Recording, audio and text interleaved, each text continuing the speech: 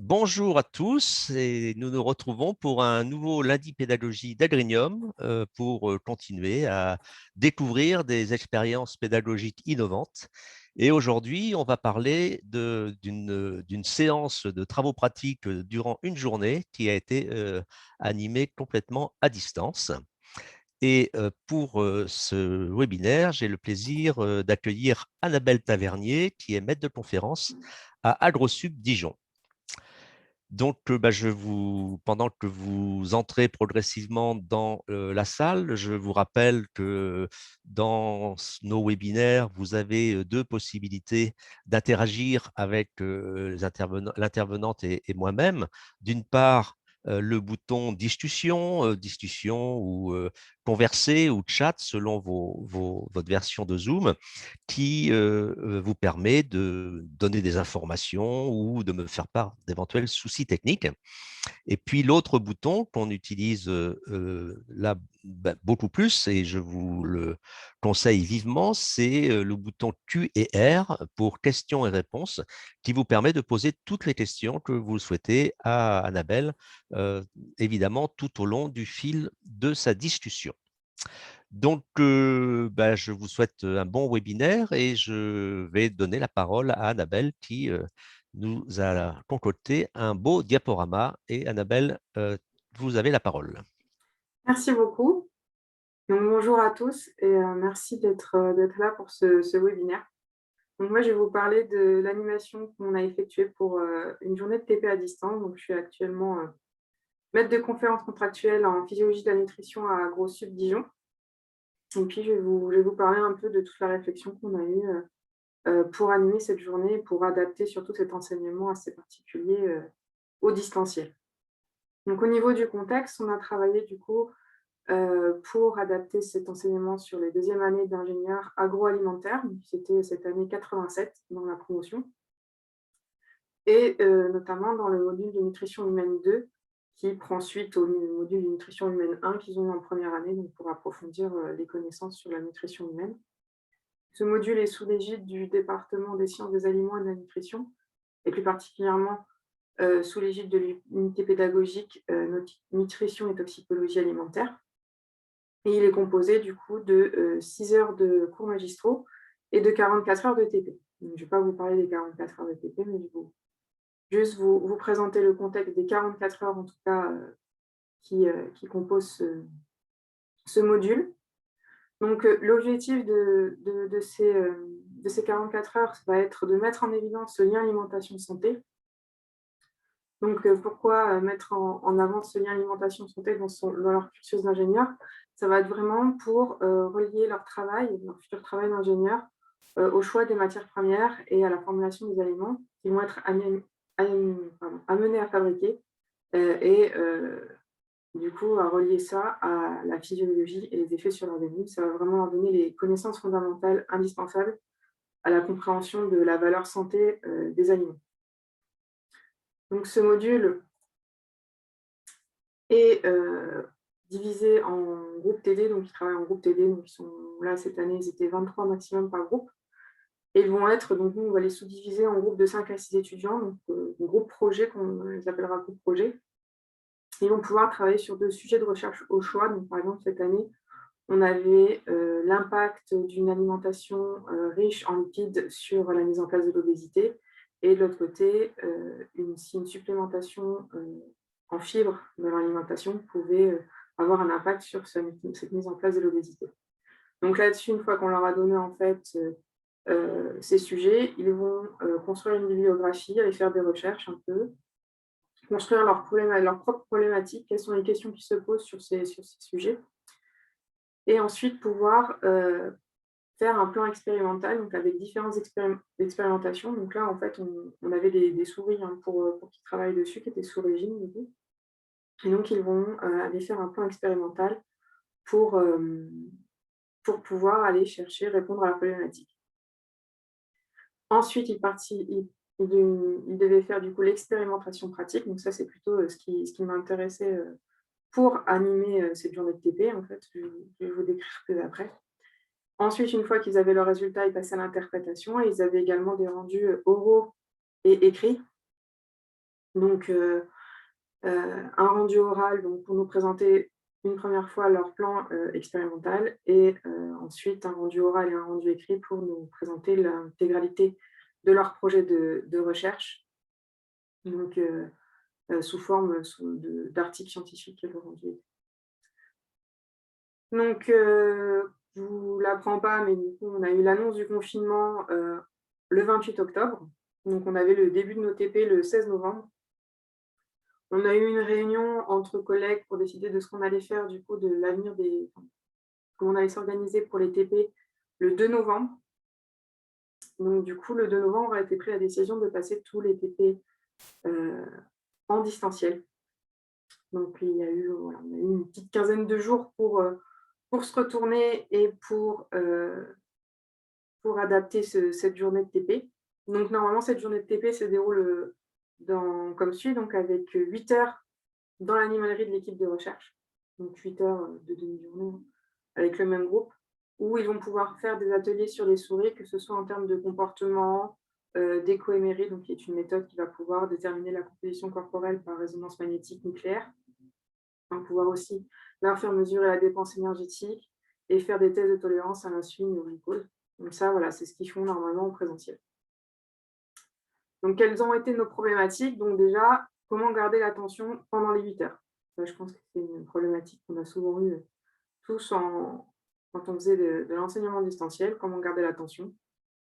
Quelles sont les notions essentielles qu'on allait faire passer? Parce que du coup, on passait vraiment d'un travail, d'une pratique sur l'animal euh, à rien du tout, pas de pratique du tout, et pas d'appréhension de l'animal. Et donc, comment adapter ces pratiques à distance? Donc, la première réponse qu'on a eue pour garder l'attention pendant les 8 heures, c'était de découper la journée. Donc, le matin, donc, avec ma collègue Sarah Morera, on a pu faire 3 heures de topo. On a agrémenté de quiz et de discussions. Donc, je vous détaillerai un peu plus les quiz et comment on a fait après. Avec 30 minutes aussi de caout, donc il y a un quiz un peu plus ludique et je vous montrerai un peu quelques exemples et comment ça fonctionne un peu plus tard. Pour finir la demi-journée, donc ça, au niveau des topos, je détaillerai aussi après. Et l'après-midi, on a effectué 2 ateliers avec des intervenants, donc Jean-François Mérien et Aurélie Dastu, qui étaient deux experts en fait d'une part de la dépense énergétique et d'autre part du comportement. Donc, ils ont chacun fait 30 minutes de topo. Et ensuite, on a envoyé les résultats aux étudiants. Ils ont pu travailler du coup en groupe sur les résultats. Donc, ça a permis vraiment d'avoir entre le matin, l'après-midi, faire des choses qui bougeaient un peu et d'avoir un peu de dynamisme. Et pareil, on finissait la journée par un petit caout et une évaluation.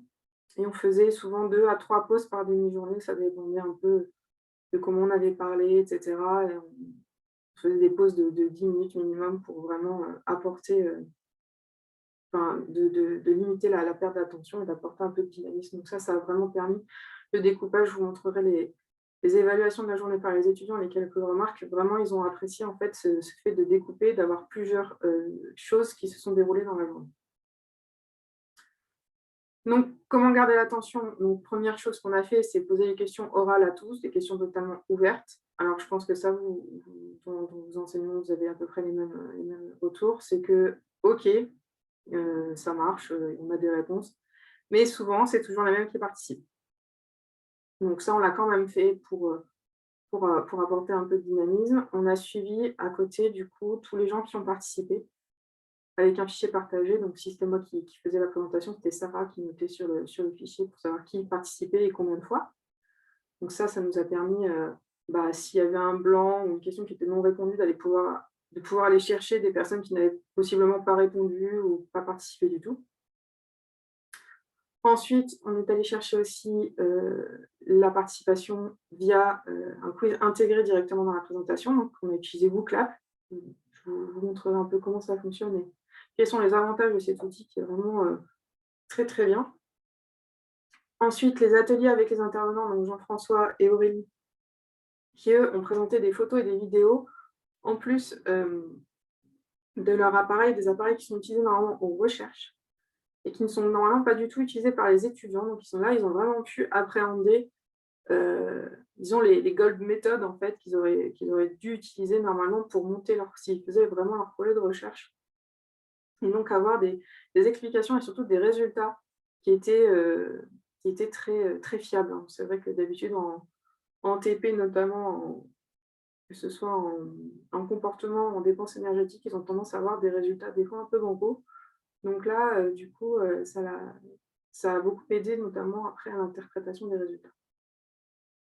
Et ensuite, on a utilisé du coup, le Kahoot pour revenir, sur chaque demi-journée. Donc là, ça ramenait un petit peu de challenge, un petit peu de compétition, surtout que, hem, j'ai bien aimé, animer la chose en essayant un peu de les challenger et de les mettre un peu en compétition. Ça parlait pas mal dans le chat, «Ah, j'ai 500 points de plus que toi, attention, je te rattrape». Enfin bon, c'était assez sympa de finir là-dessus.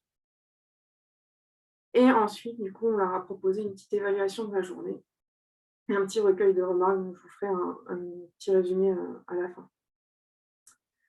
Donc ensuite, l'autre problématique, c'est quelles étaient les notions essentielles à faire passer? Donc déjà, est-ce que, la pratique sur l'animal, est-ce que cette pratique ce jour-là était, le plus important dans leur cursus? Est-ce que, pratiquer, aller faire une mesure de test de tolérance à l'insuline? Est-ce qu'aller aller faire une écho-MRI, est-ce que c'était le plus important?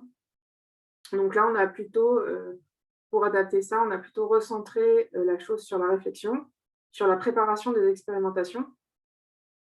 Donc vraiment pour essayer en fait de leur faire comprendre que, bah, faut vraiment réfléchir à pourquoi on va faire cette expérimentation, dans quel sens on va la faire, quel est le matériel dont on a besoin et cetera et cetera. On a aussi élargi les connaissances sur l'éthique et l'expérimentation animale, sur les notions de culture cellulaire aussi en termes de méthodes alternatives.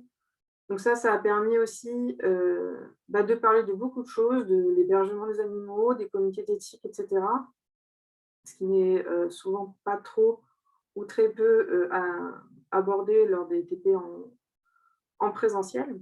Donc là, ça a vraiment aidé aussi. On avait des étudiants qui étaient un peu réticents ou qui ne comprenaient pas pourquoi on utilisait des animaux et cetera. Donc ça a vraiment permis d'avoir une discussion avec eux et de leur faire comprendre que, l'encadrement, en fait, autour de toute expérimentation animale et que oui, la culture cellulaire, ça pouvait être une méthode alternative, mais que c'était pas encore, totalement, fait pour remplacer, l'utilisation des animaux.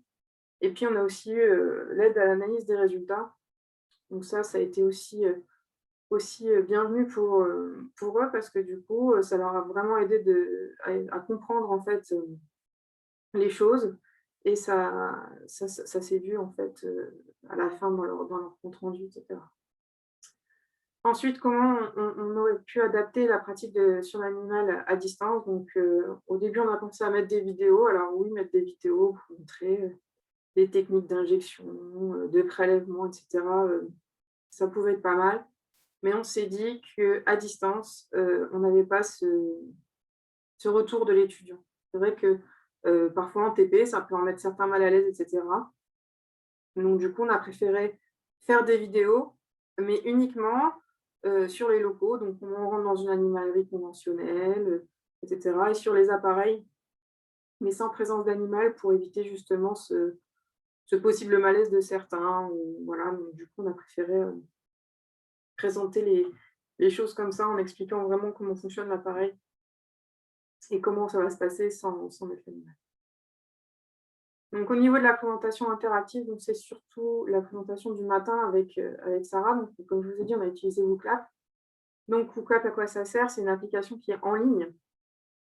Donc les étudiants vont pouvoir se loguer assez facilement via leur PC ou leur téléphone. Donc là, souvent, c'est je pense par leur téléphone et ça permet de faire, également donc là, ça nous a permis de faire une évaluation de la journée et d'extraire les résultats à la fin. Donc très intéressant de savoir à la fin qui a répondu quoi, quelles ont été un peu leurs différentes réponses pour éventuellement aller chercher ensuite les gens qui avaient peu ou pas compris du tout et pouvoir avoir vraiment un suivi de la journée. Quelle est l'utilisation qu'on en a fait? On l'a utilisé dès le début de la journée. Donc comme je vous ai dit, 8 heures DTP, les étudiants sont là vers 8 heures, 8h15, le réveil est parfois un peu difficile. Donc du coup, on a mis les questions WooClap, on a mis un enchaînement de questions WooClap très rapidement. On a enchaîné, je crois, 4 ou 5 questions directement. On leur a demandé de se loguer, et cetera. Et donc, ça a permis de capter leur attention directement. parce que du coup, c'était quelque chose de nouveau, ils pouvaient aller sur leur téléphone, répondre, et cetera. Donc du coup, c'était vraiment histoire de les inclure et de les prendre vite dans le topo. Ça va aussi permettre d'amener de la discussion entre chaque question. Donc vraiment, le clap, il a été fait pour ça, pour amener de la discussion et non pas pour faire des exercices, on va dire, ou poser des questions pièges, etc.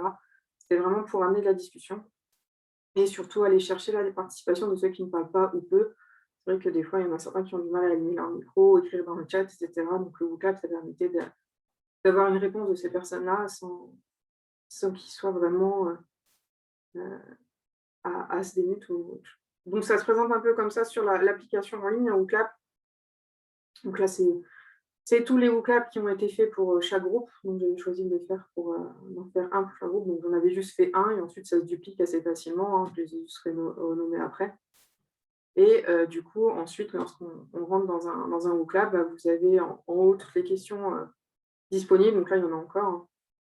Mais en gros, vous avez du QCM, du nuage de mots. L'échelle, c'était surtout pour l'évaluation, trouver sur l'image. Donc nous, on a essentiellement utilisé du QCM, du trouver sur l'image, du nuage de mots, et puis relier, etc. Enfin, on a utilisé plusieurs types de questions.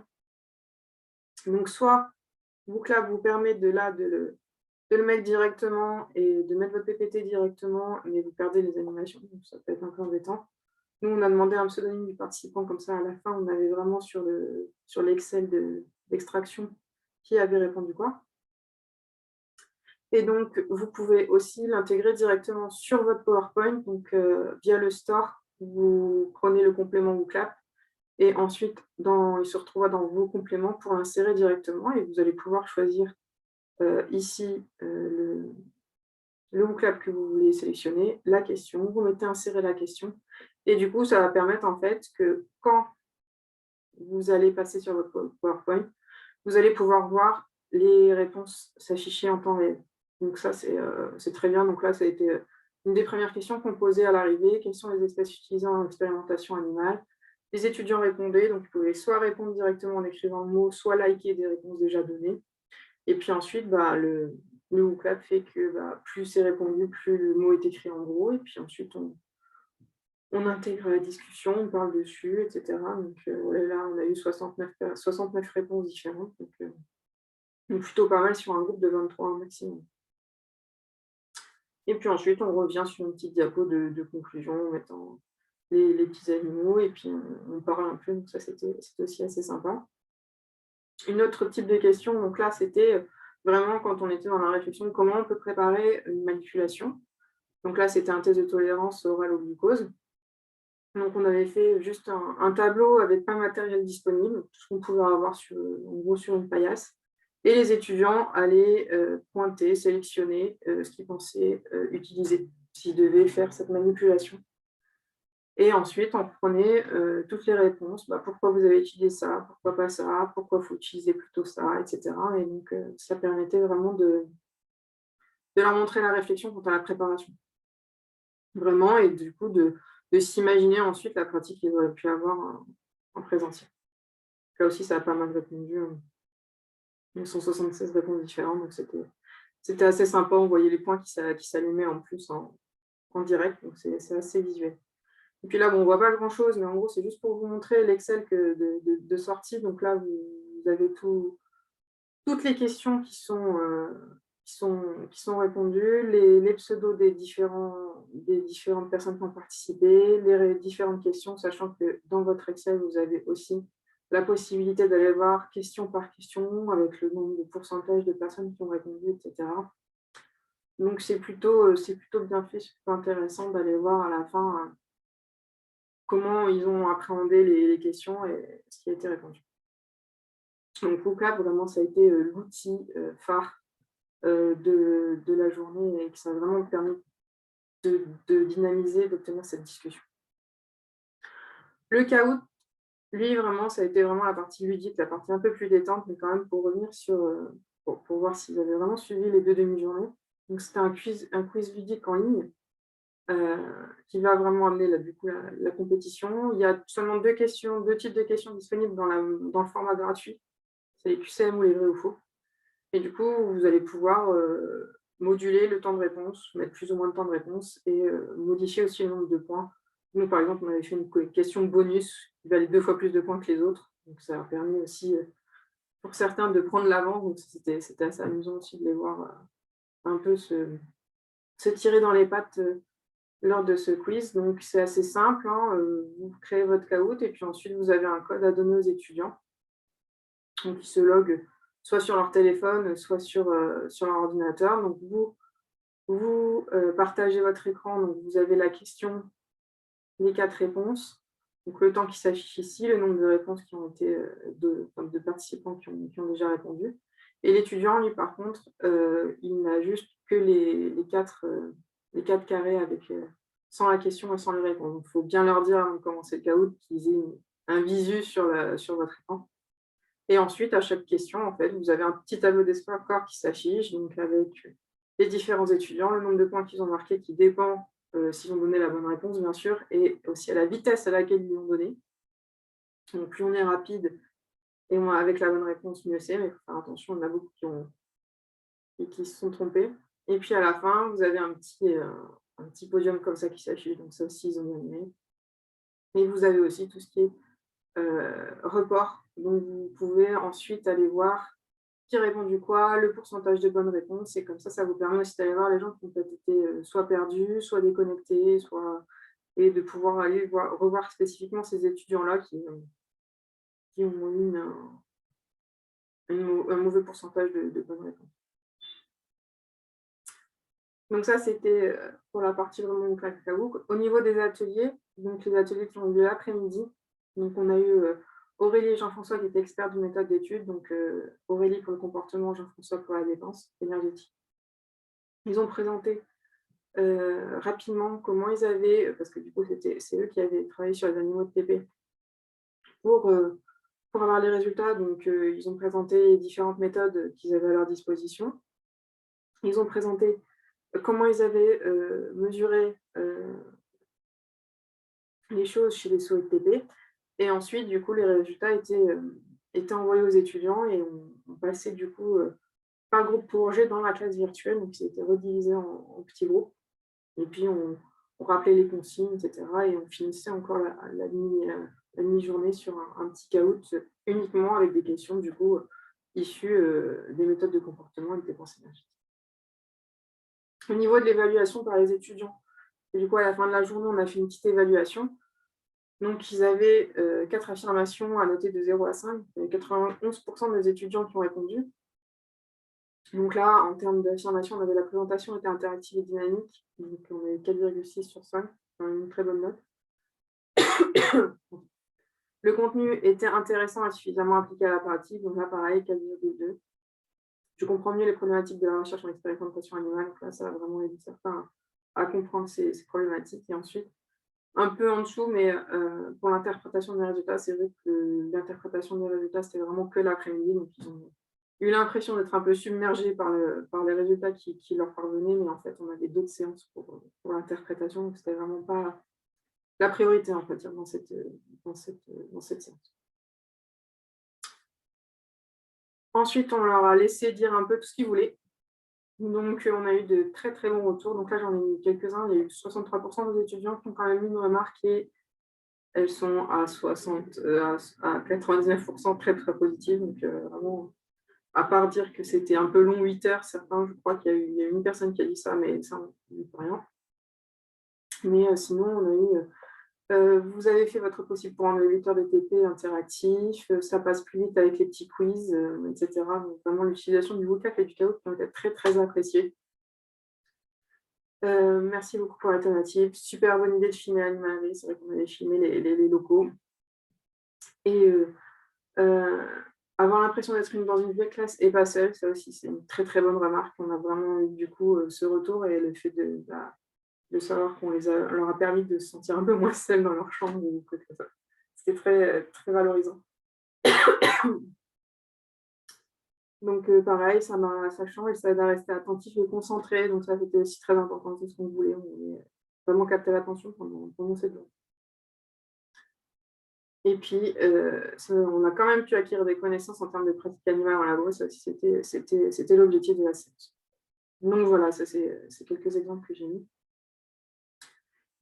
Au niveau de l'évaluation, donc l'évaluation qu'on a eue a posteriori avec Sarah, donc par rapport à la participation orale, hors bouclap, hein, donc ça c'était vraiment, ce que je vous disais tout à l'heure, c'est les questions ouvertes et on a checké qui parlait, que ce soit sur le chat, ou à l'oral.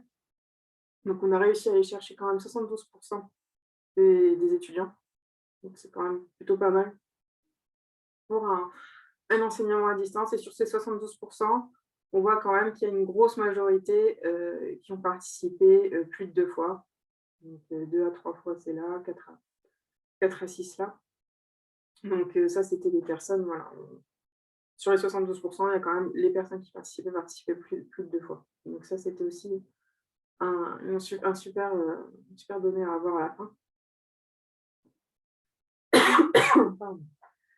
Ensuite, au niveau de l'évaluation qu'on a eue, la réflexion qu'on a eue à la fin, on a vraiment remarqué que c'était une compréhension équivalente au présentiel sur les rendus oraux et écrits, donc surtout les rendus qu'on leur a demandé d'avoir. On a vraiment remarqué que ça n'a pas été un souci de passer ce TP en distanciel. Donc ça, c'était vraiment très important. Et que du coup, au niveau de la future adaptation du module, donc pour l'année prochaine, donc on pense sûrement, passer de TP, vraiment d'atelier dans l'animalerie à une visite de l'animalerie, plus qu'à de la pratique en animalerie et ensuite de garder un peu ce fonctionnement pour présenter plutôt de l'éthique et cetera et de leur donner plutôt des résultats et de les aider à les analyser et surtout, on va, passer vraiment à, leur demander de faire une préparation concrète de leur protocole. Que ce soit le matériel, le déroulement, les réflexions par rapport à la méthode qu'ils veulent utiliser, qu'ils soient vraiment acteurs dans la préparation du TP, dans le choix des méthodes et du coup qu'ils comprennent, comment ça se fait. Souvent on avait l'habitude de leur donner le protocole déjà, ils n'avaient plus qu'à suivre. Donc là, on passera vraiment dans cette réflexion. Ça plus intéressant dans leur cursus d'avoir cette réflexion. On réfléchit aussi quant à de futures comodalités, avoir une partie du groupe en présentiel, une autre en distanciel, donc à voir. Et surtout, pouvoir intégrer le WooClap même en présentiel. Donc ça, on avait fait le test déjà avec les apprentis qui ont eu la chance de pouvoir faire une partie du TP en présentiel. Et j'avais laissé le WooClap et ça a aussi très bien marché. Parce que du coup, là, tout le monde s'est connecté avec son téléphone et a pu répondre. Donc vraiment, l'intégration de WooClap même en présentiel marche très très bien aussi. Donc voilà, merci à tous ceux qui m'ont aidé à faire cet enseignement à distance et à l'adapter. Donc Sarah, Aurélie, Jean-François, Jocelyn, Jean-Christophe et à d'autres aussi qui m'ont aidé à la réflexion autour de ceci. Donc Jacques, Hélène, Isabelle et Alice. Et puis merci à vous pour votre attention. Merci beaucoup Annabelle. Donc, vous pouvez bien évidemment poser vos questions. Moi, j'en ai plusieurs suite à ton intervention. Pour ce qui concerne, donc, un point important, me semble-t-il, c'est que votre décision, après l'évaluation, de les mettre acteurs, y compris dans la construction du protocole. Mhm. Euh, et pourquoi enfin bon, tu n'étais pas là l'année dernière, mais est-ce que c'est le distanciel qui a permis ça ou ça serait fait peut-être en présentiel aussi? Alors, je ne sais pas trop. Peut-être que, alors en présentiel, il y avait quand même un minimum cette réflexion, puisqu'il donnait des protocoles assez bruts. Mais là, vraiment, ça va être de leur laisser un peu plus de temps, de voire même banaliser des heures qui sont normalement des heures de TP, pour qu'ils réécrivent eux-mêmes leur protocole, quoi, avoir quelque chose de plus abouti que souvent en TP, je pense que on les aidait un peu en passant, etc. On les aiguillait un peu plus. Et là, vraiment, pour qu'ils soient, enfin, qu'ils écrivent leur propre protocole, limite, c'est ça, ça serait ça, quoi. Et ça, c'est vraiment quelque chose qui a été, cette réflexion a été plus poussée grâce au distanciel, je pense. Ok. Ensuite, moi, au fil de ta présentation, là, je me disais, beh, effectivement, ces 2 outils, intéressants qui ont permis de scander la journée et du coup de donner du rythme.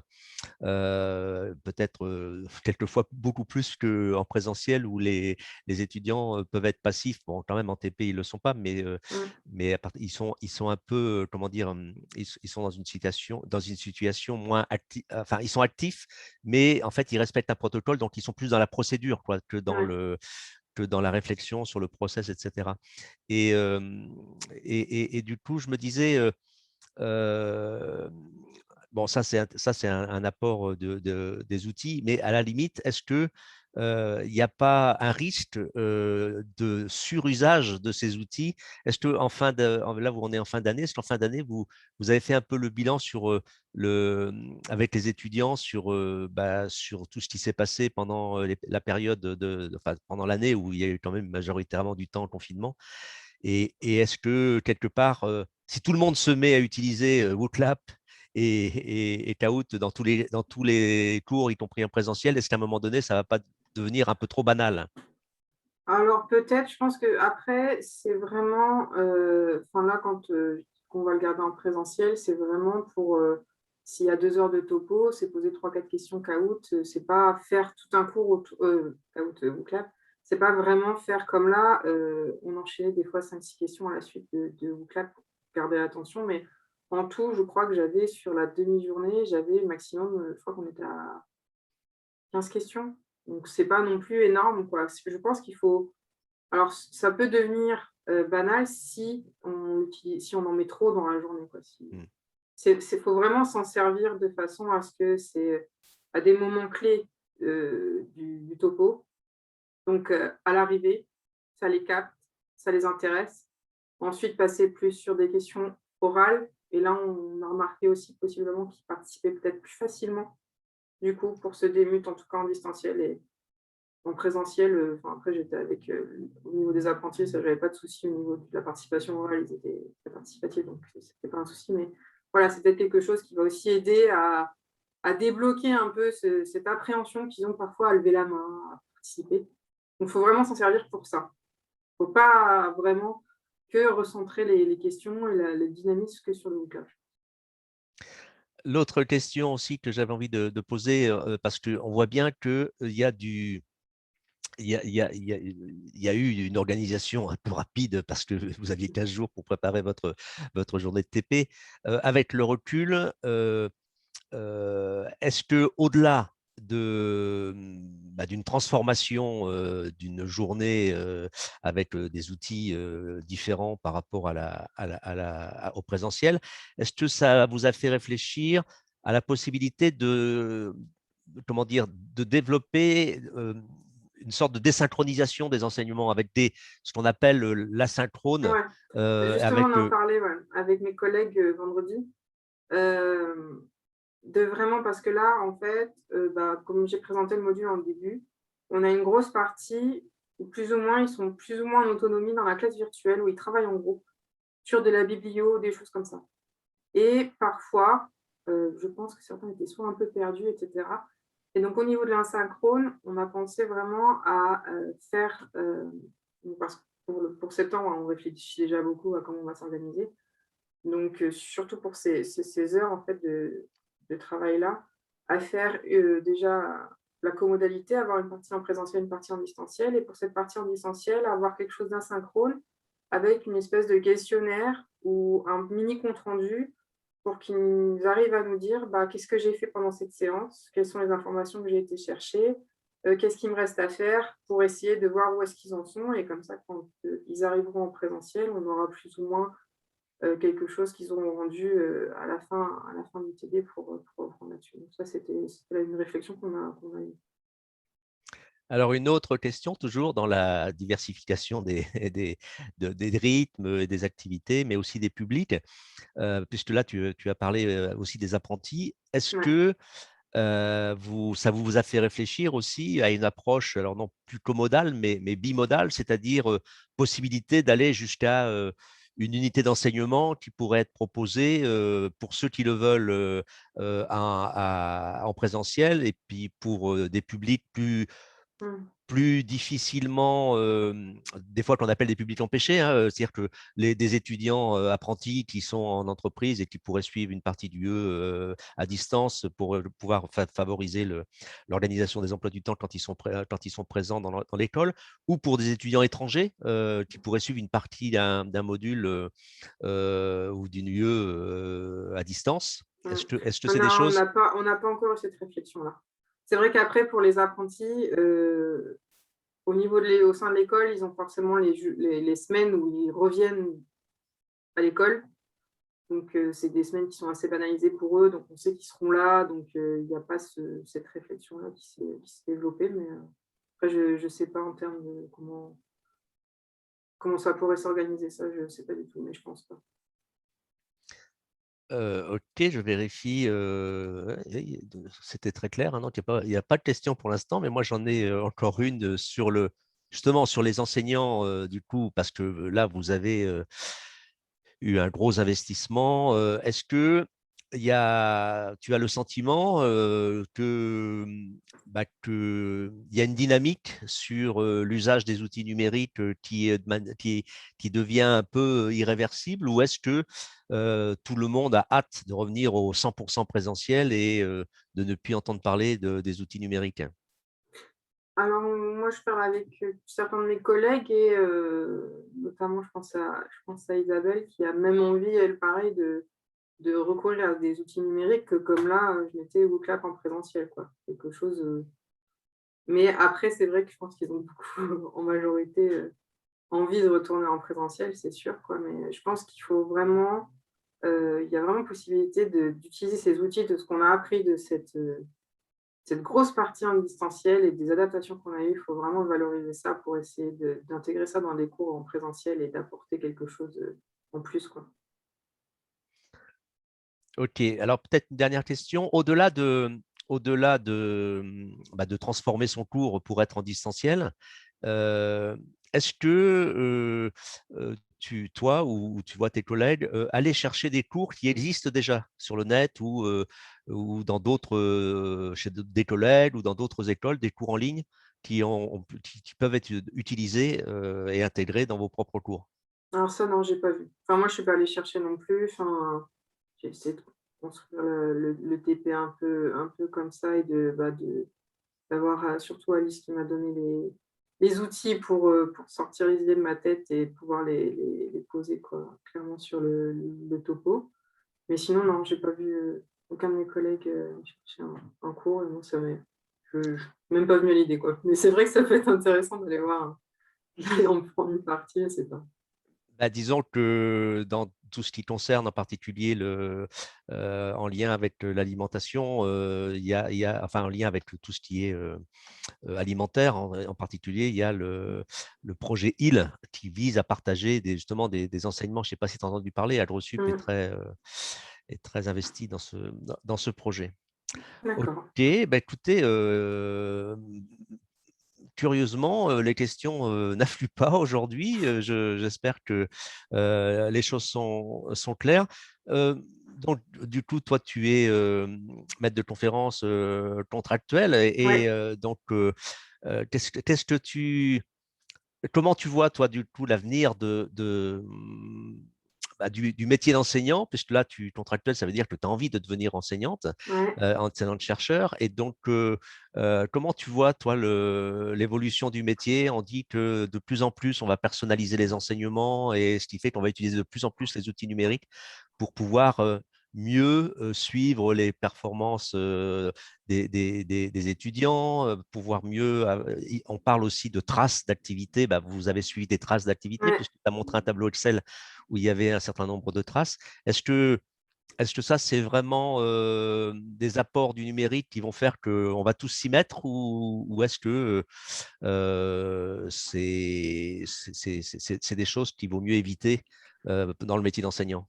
Non, je pense que c'est quelque chose à utiliser, alors sûrement à utiliser peut-être dans des cours assez clés pour vérifier de la bonne compréhension de certains et voir si on en a perdu pour pouvoir éventuellement revenir sur certaines notions sur le cours suivant ou peu importe, quoi. Mais là, quand on a regardé les résultats, bah, on a pu voir que certains, oui, ils avaient possiblement soit décroché, soit donc on est allé, il y en a certains qu'on est allé, envoyer un mail: «Si tu as besoin, il y a pas de souci, on répondra à tes questions, on peut t'envoyer la documentation», des choses comme ça. Après, le faire de façon systématique, je pense pas, parce que ça demandera aussi beaucoup de travail après. On peut pas, enfin, je pense que quand on est là comme, 87 étudiants dans la promo, on peut pas non plus, aller chercher tout le monde, et de faire du personnalisé 100. Mais de temps en temps, avoir un retour comme ça sur qui a suivi, qui Mmh. a répondu, enfin, c'est vraiment intéressant et ça permet vraiment d'aller chercher vous êtes certains qui ont juste besoin qu'on leur tende une fois la main pour se remettre le pied à l'étrier et puis, bah, de toute façon, je pense que dans toutes les promos, il y en a toujours un ou 2 qui vont totalement, lâcher l'affaire et qui seront irrécupérables, donc de toute façon. Mmh. Et est-ce que bon, là, tu nous as montré sur sur enfin, sur les apprentissages, mais sur l'évaluation, est-ce que sur l'évaluation certificative, on sait que dans le métier d'enseignant-chercheur, vu le nombre, vu les effectifs des classes, l'évaluation certificative, c'est-à-dire les évaluations des unités d'enseignement, souvent c'est extrêmement lourd. Et est-ce que là, le numérique se développe? Alors je sais pas du tout pour, enfin, Là, pour votre moi, lieu c'est dans vrai lequel vous que étiez? on a fait cette évaluation uniquement pour cette journée, déjà. On n'a pas fait l'évaluation pour le reste. Après, je sais que, heu, il y a une évaluation générale qui est faite par l'école sur les différents modules où les étudiants peuvent, du coup, dire, leur ressenti et cetera, qui est ensuite renvoyé à tous les enseignants-chercheurs pour en discuter, pour apporter les réponses sur les soucis qu'il y a eu sur certains modules ou des mauvaises compréhensions et cetera. Donc et ça permet aussi, bah, là, je sais plus quand est-ce qu'on a eu le compte rendu, je crois, Moi, là, je parlais des examens des élèves. C'est-à-dire des évaluations pas ah, du des fonction. rendus. Oui, D'accord. c'est pas l'évaluation des rendus, l'évaluation des apprentissages. Et donc, pour valider une UE, en général, il y a un examen final de l'UE Mmh. où il y a Alors contrôle nous, continu. c'était pour ce module-là, en tout cas pour la partie TP, c'était un rendu oral. Donc il faut savoir que les formations initiales ont eu ce rendu oral uniquement en distanciel. Donc on l'a fait dans les classes virtuelles. Heu, c'est bien, je pense que c'est quand même mieux en présentiel parce que c'est vrai que là, les étudiants ont tendance parfois à lire même si on ne les voit pas. On le sait, Mmh mh. on le sait qu'ils sont en train de lire et donc du coup parfois leur, heu sinon en général, en termes de compréhension des choses, malgré que tout soit à distance ou les cours soient à distance et par rapport au rendu qu'ils ont fait, il n'y a pas eu de soucis, hein, dans ces termes-là. Et ensuite en termes de compte rendu écrit, c'est pareil, enfin, ils avaient un compte rendu écrit et donc ça, le distanciel, ça n'a pas été un souci non plus, quoi. Après, je pense que vraiment, s'il y a un oral à faire, c'est mieux quand même de l'organiser, même si chaque groupe passe un à un, de l'organiser en présentiel pour avoir un peu plus de discussion. Très bien, merci beaucoup Annabelle. Je Merci remercie à pour cette tous. intervention et bravo pour cette, activité, distancielle qu'il a fallu organiser très vite et Mmh. très intéressant pour pouvoir, montrer à d'autres. Donc ce webinaire est enregistré et sera du coup visible, par, d'autres, enseignants, chercheurs et des ingénieurs technico-pédagogiques puisqu'on pourra communiquer dessus. Merci Annabelle. La semaine Merci. prochaine, on va parler du tableau blanc partagé comme outil collaboratif et je vous souhaite, à tous une bonne semaine. Merci encore Annabelle et à bientôt. Merci, bonne semaine à tous. Au revoir.